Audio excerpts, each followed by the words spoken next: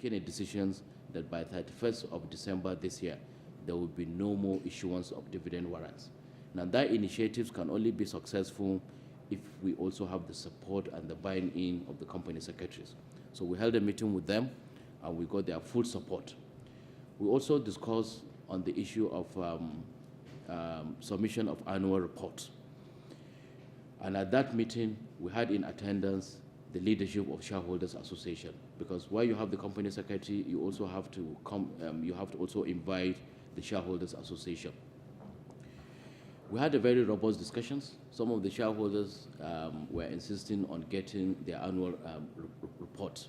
But our argument is the essence of having an annual report is for the investors to have opportunity to review that document. And by the time you attend an AGM, you'll be able to make an informed decision and ask all the relevant questions. And we know in this country, most of the times, investors get their annual reports even after the AGM. So we agree that as a pilot for the first 1 year, annual reports are going to be sent electronically to all investors. And the company secretaries have assured us that they are going to try their best to get all the email addresses of all the investors. 2, the hard copies of the annual report would be deposited, some copies will be deposited with the shareholders associations. SEC will regularize the registration of all shareholders so that we make sure that those are the ones that are registered with us. So number 1, annual report henceforth will be transmitted to shareholders through an electronic means.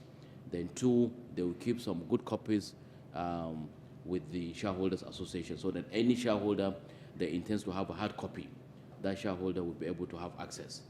On one part, it will reduce the costs on the part of the company so that they can be able to plow back that cost to the company, and they will be able to declare better dividend for their shareholders. On the part of the investor will be able to have access to that annual report, go through the annual report, and be able to ask the relevant questions at the next AGM. The first thing we should ask ourselves is, are these annual reports that have been sent to these shareholders of any importance to them? I.e., do they get this annual report before they attend AGM? The question is no.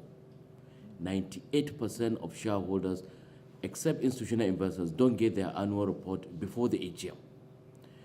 Number 2 is we are not saying that completely is going to be done electronically. So for somebody that doesn't have maybe an email or would have to download, we are saying that the company secretary would also have the responsibility of depositing some good copies with the shareholders associations, so that if you don't want to look at the electronic one, you'll be able to have access to the hard copy to now study. We think it's better on the part of the investor because the investor would have access to that electronic copy, and we also on the part of the company. Our strategy is, why should we continue to be doing something for the last 50 years and it's not adding value to the investor and to the company?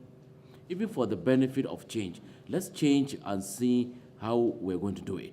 And that's why we agree that let's be on a pilot. By next year, first quarter of next year, we'll come back and sit here with the same shareholders and do an impact assessment.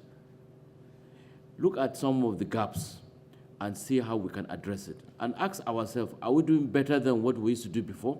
If the question is yes, then what are the issues that we need to address? If we're able to come up with those issues that we need to address, we address those issues and we move forward. So the central question is, what we have been doing for the last 50 years is not helping the investor. It's not helping the company. So let's devise something else and try it again. And that's why we think we should give the electronic submission of the annual report a chance.